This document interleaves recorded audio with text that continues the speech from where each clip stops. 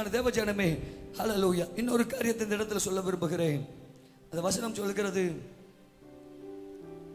அதே 25வது வசனத்திலே, ஏசாயா 28:25, முதல் தரமான கோதுமையும் தெரிந்து கொண்ட வார்கோதுமையும் கம்பையும் விதைக்கிறான். முதல் தரமான கோதுமை, எதை எடுத்து விதைக்கணுங்கிறது தெரியணும். ஆமென்னு சொல்லுங்க. அது முதல் தரமா இருக்கணுமா? கம்புன்னு சொல்லும் போது, வார்கோதுமை கம்புன்னு சொல்லும் போது, அது தெரிந்து கொண்ட வார்கோதுமை கம்பாக இருக்கணும். கவனிங்க, இதெல்லாம் நாம கவனிக்காம விடுறதுனால தொழில சக்சஸ் இல்லாம போகுது, வேலையில நிலைத்து நிற்க முடியல.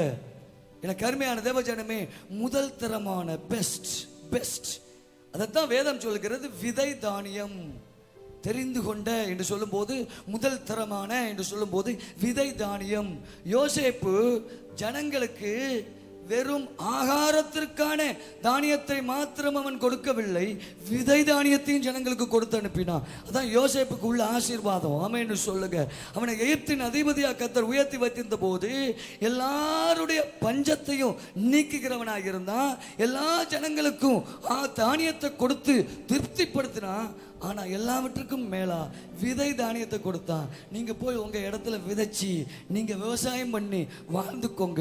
விதை தானியம், விதை தானியம். இன்னைக்கு கர்த்தர் உங்களுக்கு விதை தானியத்தை கொடுக்கிறாரு, முதலீடு கொடுக்கிறாரு. விதை தானியம் முதலீட்டு பணத்தை குறிக்கிறது. விதை தானியம் முதலீட்டு பணத்தை குறிக்கிறது. விதை தானியத்தை உங்க கையில கொடுக்கிறாரு. நிறைய பேருக்கு பிரச்சனை என்ன தெரியுமா? ஒரு தொழிலை தொடங்குறதுக்கு முதலீடு பணம் இல்லையா? 5 லட்சம் தொடங்கும். இந்த தொழிலை தொடங்கினா, இந்த ஒரு சின்ன பிஸ்னஸ் தான் 5 லட்சம்லாம் முடியாது, அல்லது அட்லீஸ்ட் 2 லட்சமாவது வேணும். ஆனால் இந்த கொஞ்சம் பெரிய பிஸ்னஸ்னா தொடங்குறதுக்கு 50 லட்சம் ஆகும். எனக்கு பெரிய பிரச்சனை இந்த முதலீட்டு பணம் தான். ஆனால் கர்த்தர் சொல்றாரு, என்கிட்ட விதை தானியம் இருக்குது, என்கிட்ட விதை தானியம் இருக்குது. ஹல்லேலூயா. இன்வெஸ்ட்மெண்ட் பணத்தை நான் என்கிட்ட வச்சிருக்கிறேன், உனக்கு இந்த கூட்டத்தில் தருகிறேன். நீ தொழிலை தொடங்குறதற்கு உனக்கு அற்புதமா உங்க கையில விதை தானியம் வந்து சேருகிறது. இயேசுவின் நாமத்தினாலே புதிய தொழிலை தொடங்கத்தக்கதாக உங்க கைகளில் பணங்கள் வந்து சேரும்.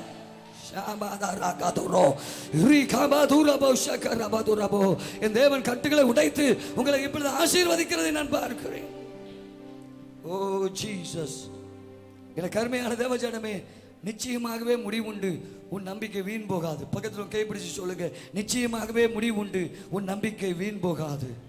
ஆமென்னு சொல்லுங்க. சத்தமோர் அல்லே சொல்வீங்களா? முதல் தரமானது தெரிந்து கொண்டது. பெர்ஃபெக்டா இருக்கட்டும், தொழில எதையுமே பெர்ஃபெக்டா பண்ணுங்க. முதல் தரமானது தெரிந்து கொண்டது எல்லாமே செம்மையா இருக்கட்டும். ஆனா ஒரு காரிய ரகசியத்தை இந்த பகுதியிலிருந்து நீங்க அறிய முடியும், விவசாயத்தின் மூலமாகவும் அறிய முடியும். பெர்ஃபெக்ஷன். ஒரு வேலையை நீங்க முழுவதும் பூரணமாய் செம்மையாய் முடிக்கணும்னு போகும்போது அதுக்கு நேராதான் போயிட்டு இருப்பீங்களே ஒழிய அதை முடிக்க முடியாது. இதை நீங்க புரிஞ்சுக்கணும். இந்த உலகத்துல பூரணத்துக்கு நேராய் ஓடிக்கொண்டிருக்கிறோம், பரிபூர்ணத்திற்கு நேராய் ஓடிக்கொண்டிருக்கிறோம். கிறிஸ்துவுக்குள் பரிபூர்ணம் உள்ளவர்களாக இருக்கிறோம், கொலோசியர்ல பவுல் சொல்லுகிறார். ஆனால் இந்த உலகத்திலே நாம் வேலையாக தொழிலாக செய்யும் போது ஒரு செம்மையாக பூரணமாக ஒரு காரியத்தை செய்ய முயற்சி பண்ணுகிறோம், பிரயாசம் பண்ணுகிறோம். ஆனால் பூரணத்துக்கு நேராக ஓடிக்கொண்டிருக்கிறோம். ஒரு காரியத்தை செய்து முடிக்கும் போது இதில் ஒரு குறை இருந்தது போல தெரியும். அடுத்த தடவை அதை ரெக்டிஃபை பண்ணி அடுத்ததுக்கு போகும்போது இன்னொரு குறை இருந்தது போல தெரியும். இது இருக்குத்தான் செய்யும். ஆனால் பூரணத்துக்கு நேராக ஓடிக்கொண்டிருக்கிறோம். ஆனால் கர்த்தர் பிஸ்னஸ் ஆசீர்வதிக்கிறாரு, தொழிலை ஆசீர்வதிக்கிறாரு. கரங்களை உயர்த்தி ஒரு அல்லையை சொல்வீங்களா? சத்தம் ஒரு அல்லையை சொல்வீங்களா? ஹல்லேலூயா. கவனிங்க. அதனால தான் தொழிலை செய்ய செய்ய நான் உனக்கு போதித்து நீ நடக்க வேண்டிய வழியை 10 வருஷத்துக்கு சேர்த்து சொல்ல மாட்டார் ஆண்டவர். தப்பா நினைக்காதீங்க. 10 வருஷத்துக்கு சேர்த்து எதையும் ஆண்டவர் சொல்ல மாட்டாரு. நீ நடக்க வேண்டிய வழியை அன்னன்னைக்கு கர்த்தர் போதிப்பாரு. இந்த எடுத்து வை, அந்த ஸ்டெப்பை எடுத்து வச்ச உடனே அடுத்த ஸ்டெப் தெரியும், அடுத்த ஸ்டெப் எடுத்து வச்ச உடனே அடுத்த ஸ்டெப். இதுதான் கிறிஸ்தவ வாழ்க்கையின் ஆவிக்குரிய வாழ்க்கையின் ரகசியம். 10 வருஷத்துக்கு சேர்த்து வெளிப்படுத்த மாட்டாரு. அடுத்த படி கீழ் படிங்க, அடுத்த படி கீழ் படிங்க, அடுத்த படியை வெளிப்படுத்துவார். நான் உனக்கு போதித்து நீ நடக்க வேண்டிய வழியை உனக்கு காட்டுவேன், உன் மேல் என் கண்ணை வைத்து உனக்கு ஆலோசனை சொல்லுவேன். ஒரு காரியத்தை சொல்லட்டுமா? கர்த்தர் ஆலோசனை சொல்லுவார், ஆனால் கேட்கறதே கிடையாது. நிறைய பேர் ஆலோசனை கேட்பாங்க, ஆனால் ஆலோசனை கேட்கறதே கிடையாது. பிரதர் தொழிலை இப்படி பண்ணுங்க அப்படி பண்ணுங்க, ஊழியர்கள்ட்ட ஆலோசனை கேட்பாங்க, தீர்க்கதரிசிகள்கிட்ட ஆலோசனை கேட்பாங்க, ஆனால் எந்த ஆலோசனையும் பொருட்படுத்தவே மாட்டாங்க. கவனிங்க, தேவ ஊழியர்கள் கொடுக்கிற, தீர்க்கதரிசிகள் கொடுக்கிற, தேவன் கொடுக்கிற ஆலோசனைகளை அல்லல் தட்டாதீங்க, தட்டி போடாதீங்க, அதை கருத்தில் எடுத்துக்கொள்ளுங்க. ஆமேன்னு சொல்லுங்க. நான் நடக்க வேண்டிய வழியை உனக்கு காட்டுவேன். தூக்கி கொண்டு போக மாட்டாரு. ஆமேன்னு சொல்லுங்க. தூக்கி கொண்டு விட மாட்டாரு. காட்டுவேன் காட்டுவேன் காட்டுவாரு. பரிசுத்தாவியானவர் காட்டுவாரு. அந்த நேரத்தில் அந்த பாதையில் நடந்து போகணும். அந்த ஞானமுள்ள இருதயம், அந்த நடைமுறை ஞானம், அந்த நடைமுறை ஞானம். அந்நிய பாஷையில் பேசுவீங்களா? கரங்களை தட்டி அந்த நடைமுறை ஞானம் உங்களுக்குள்ள எனக்குள்ளையும் இறங்கி வருகிறதை பார்க்கிறேன். நீங்க நடக்க வேண்டிய வழியை கர்த்தர் காட்டும் போது அந்த பாதையில் நடக்கிற அந்த நடைமுறை ஞானம், அந்த நடைமுறை ஞானம் உள்ள இருதயம் உங்களுக்குள்ள எனக்குள்ள இறங்கி வருகிறது. ஒரு தொழிலை செய்ய, ஒரு வேலையை செய்ய, ஊழியத்தை செய்ய இயேசுவின் நாமத்தினாலே. ஹல்லேலூயா. எனக்கு அருமையான தேவஜனமே, கர்த்தருடைய நாமம் மகிமைப்படுவதாக, மகிமைப்படுவதாக. அதனால தான் வசனம் சொல்கிறது ஏசாயா 28:27, உளுந்து உளுந்து தூளத்தாலே போரடிக்கப்படுகிறது இல்லை, சீரகத்தின் மேல் வண்டிலின் உருளையை சுட்டவிட்டு விடப்படுகிறதும் இல்லை. உளுந்து கோலினாலும் சீரகம் மிலாட்டினாலும் அடிக்கப்படும். கவனிங்க, இங்க அதுவை பிரித்தெடுக்கிறதுக்கு அதுக்குன்னு தனியா இன்ஸ்ட்ருமெண்ட் இருக்குது. ஆமைன்னு சொல்லுங்க. தனியா இருக்குது சாதனம். உளுந்த தூளகத்தினால தான் போரெடுத்து எடுப்பாங்க. சீரகத்தை வண்டலின் உருளை, கவனிங்க, வண்டலின் உருளையினால எடுக்க மாட்டாங்க என்று சொல்லப்பட்டிருக்கிறது. போரடிக்கப்படுகிறது இல்லை.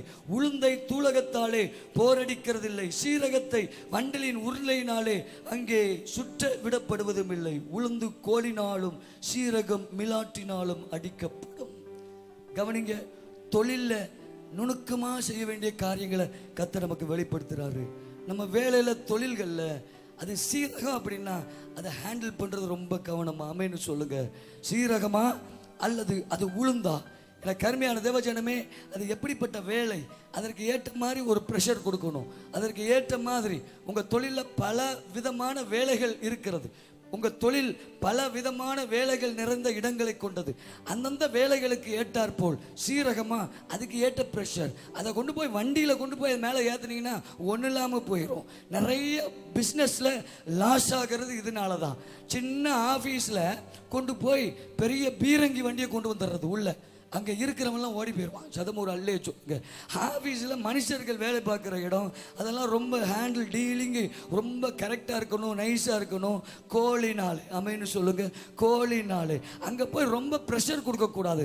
அந்தந்த வேலையை, அந்த தொழிலில் வேலை செய்கிற வேலையாட்களை அழகாக ஹேண்டில் பண்ணுறதுக்கு கர்த்தர் நமக்கு ஞானத்தை தருவாராக. அதைத்தான் சொல்லப்பட்டிருக்கிறது. தொழிலில் எடுக்கிற ஒவ்வொரு பிரயாசங்களும் அந்தந்த அளவீட்டின்படி எடுக்கப்படணும். ரொம்ப ப்ரெஷர் கொடுத்துடாதீங்க, அது டேமேஜ் உண்டாக்கும். ரொம்ப பிரஷர் கொடுத்துட்டீங்கன்னா இருதயத்தில் காயத்தை உண்டாக்கும். உங்களோடு கூட இருக்கிற பார்ட்னர்ஸ் ஓடி போயிருவாங்க. உங்களுக்கு உதவி செய்யறவங்க தொழில்ல வேலையில ஓடி போயிருவாங்க. இதற்கு கர்த்தர் ஞானமுள்ள இருதயத்தை தருகிறான். கரங்களை தட்டி கர்த்தரை மகிமைப்படுத்துவோமா? சத்தம் ஒரு அல்லே சொல்லி கரங்களை தட்டி கர்த்தரை மகிமைப்படுத்துவோமா? Glory to God. தானியம் இடிக்கப்படும், தானியம் இடிக்கப்படும். பக்கத்துல கைப்பிடிச்சு சொல்லுங்க. வசனம் சொல்லுகிற தானியம் இடிக்கப்படும். தானியத்தை இடிக்க வேண்டிய தானியத்தை கொண்டு போய் கோலை வச்சு அடிச்சிட்டு இருக்குது. இங்கதான் நமக்கு பிரச்சனை. ஒன்ன மாத்தி பண்றது. கோலை வச்சு அடிக்க வேண்டியதை உரல்ல போட்டு இடிக்கிறது, உரல்ல போட்டு இடிக்க வேண்டியதை கோலை வச்சு மெதுவா தட்டிட்டு இருக்கிறது. கவனிங்க, இதனால தொழில முன்னேற்றம் இல்லை, இதனால வேலையில முன்னேற்றம் இல்லை, வருமானம் இல்லை. அந்தந்த வேலைக்கு ஏற்றார் போல் சத்தமோர் அல்லே சொல்லுங்க, சத்தமோர் அல்லே சொல்லுங்க. தானியம் இடிக்க வேண்டும், இடிக்கப்படணும். தொழில்ல சில பகுதியில் நீங்க கடினமான உழைப்பை செலுத்த வேண்டியது இருக்கும்.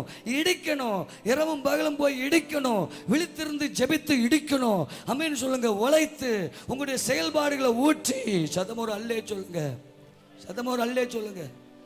அவர் தொழில் பண்றாரு, அவர் சீட்ல உட்கார்ந்தே வருமானத்தை ஈட்டுறாரு. நான் மட்டும் ஏன் அலைஞ்சு திரியணும்? உங்க வேலைக்கு நீங்க அலைஞ்சு தெரியணும். ஆமென்னு சொல்லுங்க. நீங்க உங்களுடைய உழைப்பை போடணும். கவனிங்க, தானியம் இடிக்கப்படும். உங்க கையில தானியம் கொடுக்கப்பட்டிருக்குதா?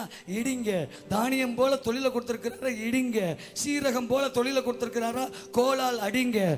கவனிங்க.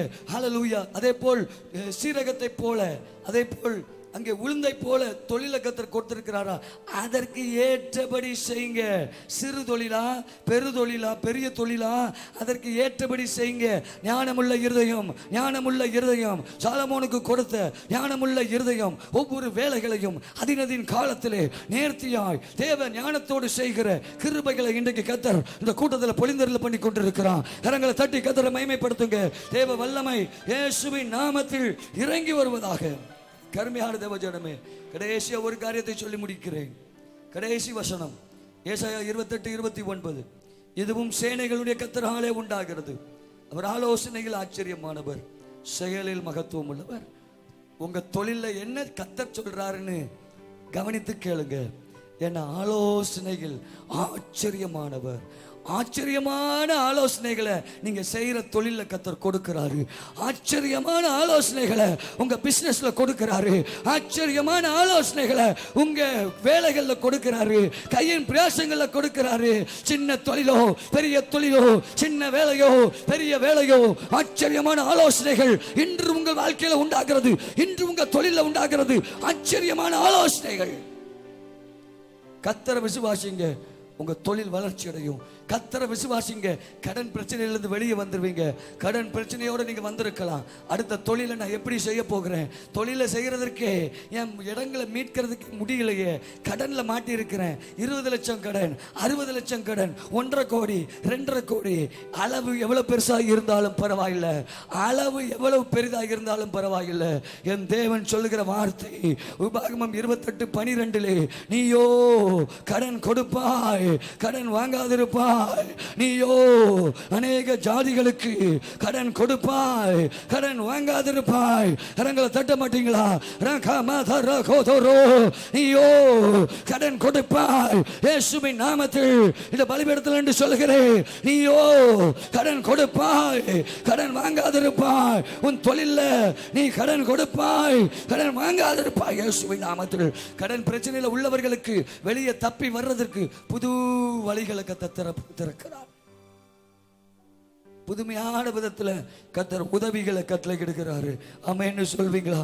ஆமென்னு சொல்வீங்களா? என கருமையான தேவஜனமே, கர்த்தருடைய பரிசுத்த நாமத்திற்கு மகிமை உண்டாவதாக. தொழில் ஆசீர்வதிக்கப்படுறதற்கு ஒரே ஒரு காரியத்தை சொல்லட்டுமா? கர்த்தர் நமக்கு தொழிலை கொடுத்திருக்கிறாரு போஷாக்கிற்காக.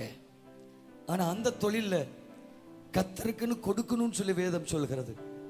ஒன்று காணிக்கை, இரண்டாவது தசம பாகம். ஒன்று காணிக்கை, இரண்டாவது தசம பாகம்.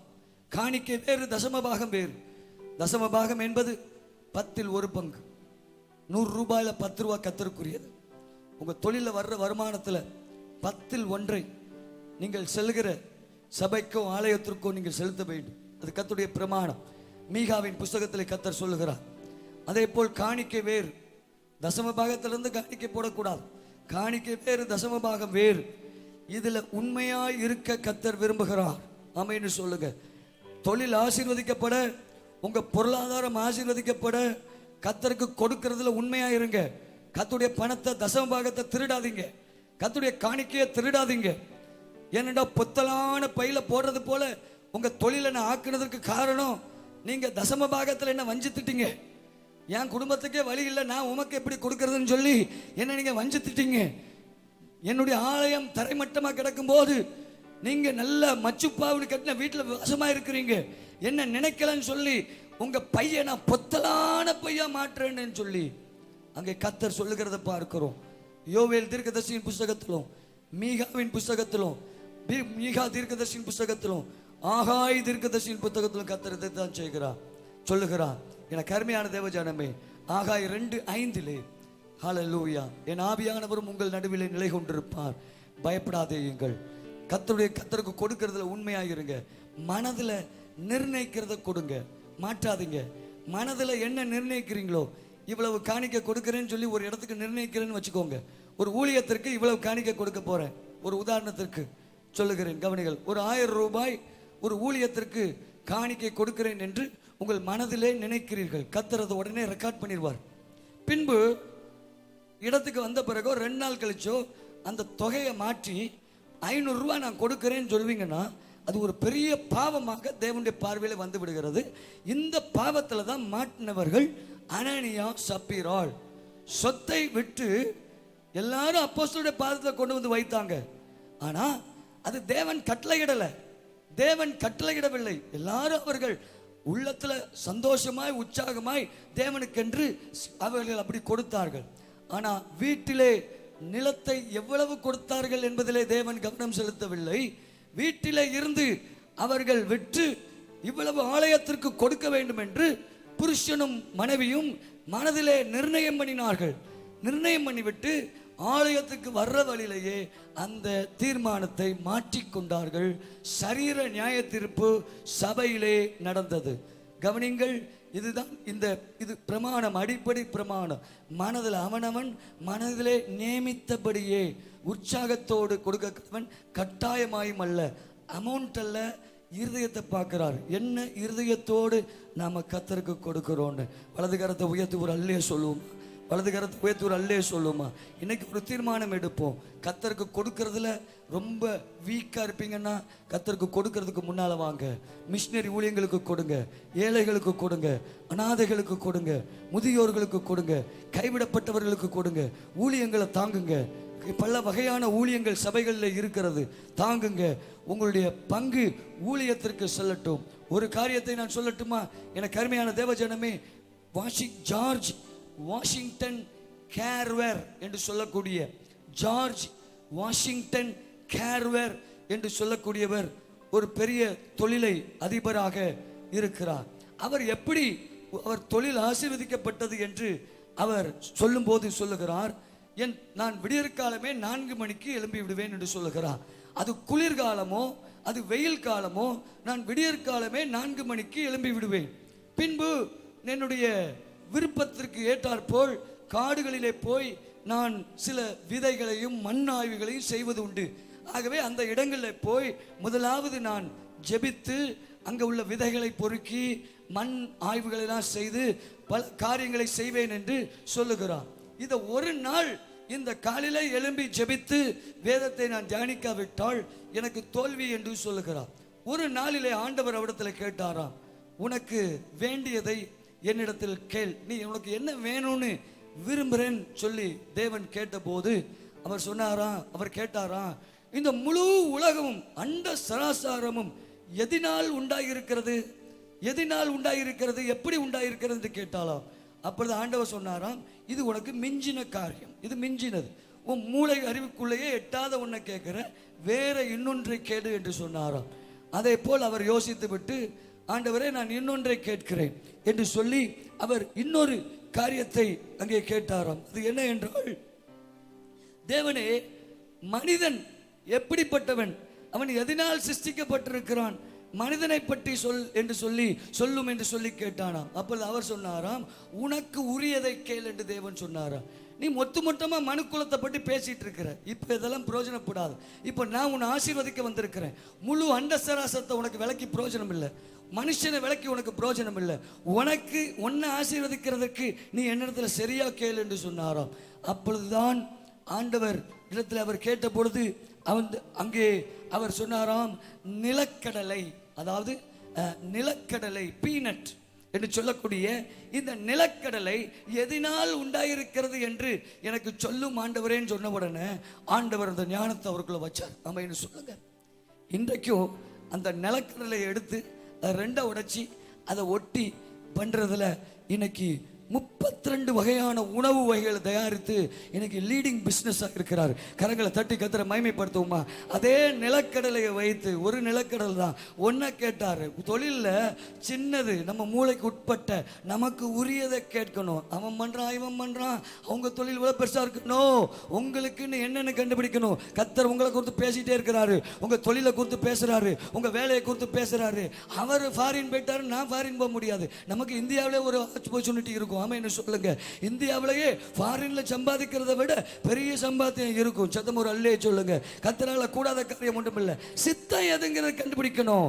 சித்தம், தேவ சித்தம். எனக்கு அருமையான தேவ ஜனமே, ஹல்லேலூயா, உங்களுக்கு உரியது எதுன்னு நீங்க கண்டுபிடிக்கிறதுக்கு கர்த்தர் உதவி செய்வார். இன்றைக்கு நீங்க பார்த்தீங்கன்னா 32 வகையான, அதாவது அந்த பாலையும் அந்த நிலக்கடலையும் சேர்த்து 32 வகையான உணவு வகைகளை தயாரிக்கிறாராம். 300 விதமான ப்ராடக்ட்ஸ் நிலக்கடலையில் இருந்து கிரவுண்ட் நட்ஸ்ல இருந்து தயாரிக்கிறாராம். இன்னும் 3000 ப்ராடக்ட்ஸ் களிமண்ல இருந்து தயாரிக்கிறாராம். ஆமென்னு சொல்லுங்க. தினமும் போய் அவர் களிமண்ணை தான் தோண்டி விதைக்கிறதும் வைக்கிறதும் இதான் பண்ணிட்டு இருந்தார். களிமண்ணில் இருந்து அவருக்கு நிறைய ப்ராடக்ட்ஸை தயாரிக்கக்கூடிய ஞானத்தை கொடுத்தாரு. இன்றைக்கும் அந்த சீனிக்கிழங்குல இருந்து 100க்கும் மேற்பட்ட ப்ராடக்ட்ஸை தயாரித்து இன்னைக்கு ஒரு ட்ரீடிங் பிஸ்னஸை பண்ணிட்டு இருக்கிறாரு. கர்த்தருக்கு கொடுக்கறதுல அவர் தவறி போகலை. ஆமென்னு சொல்லுங்க, ஆமென்னு சொல்லுங்க. இன்றைக்கும் உங்களுக்கு உரிய தொழிலை உங்ககிட்ட பேசுவார். ஆமென்னு சொல்லுங்க. உங்களுக்கு உரிய வேலையை உங்களுக்கு பேசுவார். இது வரைக்கும் தேவன் தம்முடைய பிள்ளைகளுக்கு ஆயத்தம் பண்ணினவைகளை கண் காணவில்லை, காதுகள் கேட்கவில்லை, மனுஷனுடைய இருதயத்தில் தோன்றவில்லை. ஆனால் அவைகளையோ ஆவியானவர், பரிசுத்த ஆவியானவர் நமக்கு வெளிப்படுத்தி இருக்கிறார். இது இந்த கூட்டத்திலே உங்களுக்கு வெளிப்படுத்துகிறார். உங்களுக்கு என்ன வேலை செய்யணும், என்ன தொழில் செய்யணும், உங்களுக்கு ஞானம் உண்டாகிறது. இன்னைக்கு கால்கேட் டூத் பேஸ்ட் அவ்வளவு லீடிங் ப்ராடக்டா இருக்கிறது. கால்கேட் டூத் பேஸ்ட் 90% தசமபாகம் கொடுக்கிறாரு. 10ல் 1 தான், ஆனா 90% தேவனுக்கு தசமபாகம் கொடுக்கிறாரு. 1000 ரூபாயில 900 ரூபாய் ஆண்டவருக்குன்னு கொடுத்துறாராம். 10% எனக்கு ரொம்பன்னு சொல்றாரு. இன்னைக்கு கர்த்தர் ஒரு ஆசீர்வாதம் வச்சிருக்கிறாரு. இன்னைக்கு கால்கேட் டூத் பேஸ்ட் கம்பெனி பார்த்தீங்கன்னா அது இருக்கிற அந்த பேஸ்ட் செஞ்சு அது கூலாகாம இலகாம இருக்கணும் நாட்கள். அதில் எல்லா பிளேஸ்லையும் அதுதான் ரொம்ப நாட்கள் மாதங்கள் இருக்கக்கூடியது அந்த ஞானம். கரங்களை தட்டுவீங்களா? கரங்களை தட்டுவீங்களா? கர்த்தரை நினையுங்கள். உங்க தொழிலில் கர்த்தரை நினையுங்கள். உங்க வேலைகளில் கர்த்தரை நினையுங்கள். இன்றைக்கு வேலை இல்லாதவர்களுக்கு வேலை கிடைக்கும், தொழில் இல்லாதவர்களுக்கு தொழில் கிடைக்கும். Glory to God. இன்றைக்கு கட்டாயம் கர்த்தரை செய்ய போகிறாரு. எத்தனை பேர் விசுவாசிக்கிறீங்க? எத்தனை பேர் விசுவாசிக்கிறீங்க? இருக்கிற இடத்துல எழும்பி நிற்போமா? இருக்கிற இடத்துல எழும்பி நிற்போமா? ஒரு 2 நிமிடம் ஜெபிக்க போகிறோம். Glory to God. ஜெபித்து ஹல்லேலூயா அடுத்த பகுதிக்குள்ள நம்ம கடந்து செல்ல போகிறோம். Glory to God. Glory to God. இருக்கிற இடத்துல எழும்பி நிற்போம் ஒரு 2 நிமிஷம். ஓ ரகமாதுரியா ரபோ ஷகபோ ரிகமாதுரியா மஷகோ ரபோ துரபோ. Glory to God. நன்றி ஆண்டவரே, நன்றி ஆண்டவரே. ஆண்டவருடைய கரத்துல ஒப்பு கொடுப்பீங்களா? ஆண்டவரே, என்னையும் என் குடும்பத்தையும் என் பிள்ளைகளையும் என் தொழிலையும் நான் செய்கிற வேலைகளையும் ஒப்பு கொடுக்கிறேன். வேலை இல்லாம வந்திருக்கலாம், தொழில் இல்லாம வந்திருக்கலாம், தொழில்ல பிரயாசப்பட்டு பலன் இல்லாம வந்திருக்கலாம். படிச்ச படிப்புக்கு வேலை இல்லையா? நல்ல படிப்பு, படிச்ச படிப்புக்கு வேலை இல்லை. கர்த்தர் இந்த கூட்டத்தில் அற்புதத்தை செய்கிறார். படிச்ச படிப்புக்கு ஏற்ற வேலை. அனுபவமே இல்லையா? அனுபவமே இல்லாத ஒரு தொழிலை கொடுத்து உங்களை கர்த்தர் உயர்த்துகிறார். எத்தனை அற்புத சாட்சிகளை சொல்ல முடியும் தெரியுமா? தேவ ஜனமே, அப்படியே கரங்களை உயர்த்தி அந்நிய பாஷை பேசுவீங்களா? அப்படியே கரங்களை உயர்த்தி அந்நிய பாஷை பேசுவீங்களா? கரங்களை உயர்த்தி அந்நிய பாஷை பேசுவீங்களா? ரகபா தூரியா ரபு தூரியா ரபு. ஓ ஜீசஸ், நன்றி ஆண்டவரே. ஒருவராய் பெரிய அதிசயம் செய்பவர் நீர்தானே ஏசையா. ஒருவராய் அதிசயம் செய்பவர் நீர்தானே ஏசையா. இந்த நாளில் செய்யுமே, இறங்கி வந்து செய்யுமே. இந்த நாளில் செய்யுமே, இறங்கி வந்து செய்யுமே. ஒரு அற்புதம் என்னைக்கான செய்யுமே. கரங்களை உயர்த்தி பாடுவோமா? ஒரு அதிசயம் என்னைக்கான செய்யுமே. ஹல்லேலூயா, ஹல்லேலூயா, ஹல்லேலூயா, ஹல்லேலூயா, ஹல்லேலூயா. ஒரு அற்புதம். ஹல்லேலூயா, ஹல்லேலூயா, ஹல்லேலூயா, ஹல்லேலூயா,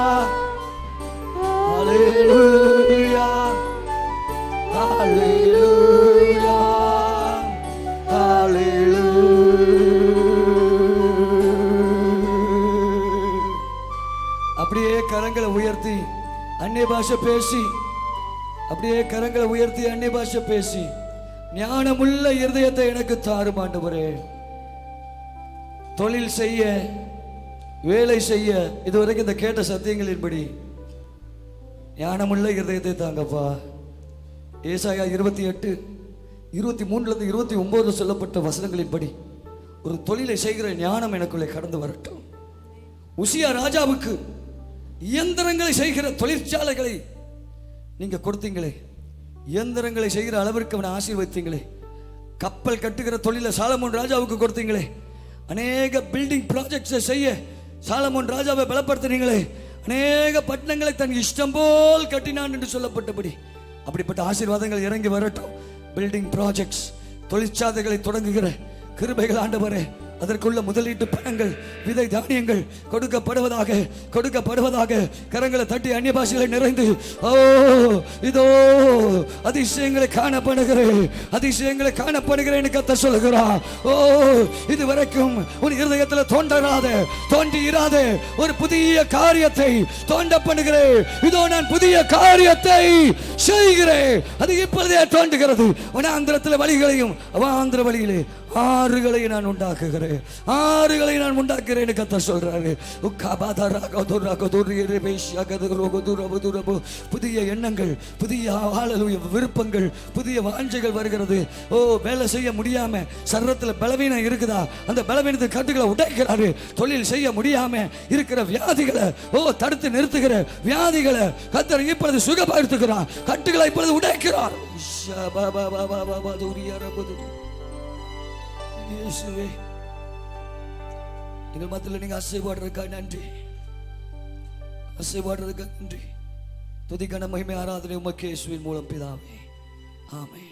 விஎம் சபை ஆராதனை ஒழுங்குகள். ஒவ்வொரு நாளும் அதிகாலை ஜெபம் காலை 5:30 மணி முதல் 6:30 மணி வரை. ஒவ்வொரு நாளும் ஆண்கள் ஜெப கூடுகை இரவு 9 மணி முதல் 10 மணி வரை. திங்கட்கிழமை ஆலோசனை நாள் காலை 9 மணி முதல் இரவு 9 மணி வரை. தனியாகவும் குடும்பமாகவும் ஆவிக்குரிய மற்றும் மருத்துவ ஆலோசனைகளை பெற்று ஜெபிக்க முன்பதிவு செய்யவும். செவ்வாய்க்கிழமை இந்திய தேசத்திற்காய் விசேஷ ஜெபம் காலை 10 மணி முதல் 1 மணி வரை. அபிஷேக ஜெபக்கூடுகை மாலை 6 மணி முதல் 8 மணி வரை. புதன்கிழமை கட்டவிழ்த்தல் ஜெபம் காலை 10 மணி முதல் 1 மணி வரை. குடும்ப ஆசீர்வாத கூட்டம் மாலை 6 மணி முதல் 8 மணி வரை. வியாழக்கிழமை பிள்ளைகளுக்காக விசேஷ ஜெபம் காலை 10 மணி முதல் 1 மணி வரை. திருமணம் நடக்கவும் குழந்தை பாக்கியம் உண்டாகவும் ஜெபம் மாலை 6 மணி முதல் 8 மணி வரை. வெள்ளிக்கிழமை விசேஷ உபவாச ஜெபம் காலை 10 மணி முதல் 1 மணி வரை. தொழில் ஆசீர்வாத கூட்டம் மாலை 6 மணி முதல் 8 மணி வரை. இரவு ஜெபம் இரவு 10 மணி முதல் 1 மணி வரை. சனிக்கிழமை சுகமளிக்கும் விடுதலை கூட்டம் காலை 10 மணி முதல் 1 மணி வரை. வேத பாடம் மாலை 6 மணி முதல் 8 மணி வரை. ஞாயிற்றுக்கிழமை முதலாம் ஆராதனை காலை 9 மணி முதல் 12 மணி வரை. இரண்டாம் ஆராதனை மாலை 6 மணி முதல் 8 மணி வரை. ஒவ்வொரு மாதமும் அமாவாசை இரவு ஜெபம் இரவு 10 மணி முதல் 1 மணி வரை. வாருங்கள், ஆசீர்வாதம் பெற்றுச் செல்லுங்கள். யாவரையும் அன்புடன் அழைக்கிறோம்.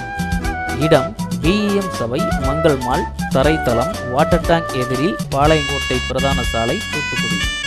தொடர்புக்கு பாஸ்டர் டாக்டர் எம் ராஜ்கன், தலைமை போதகர் விஎம் சபை, இயக்குனர் விஎம் மிஷனரி ஸ்தாபனம்.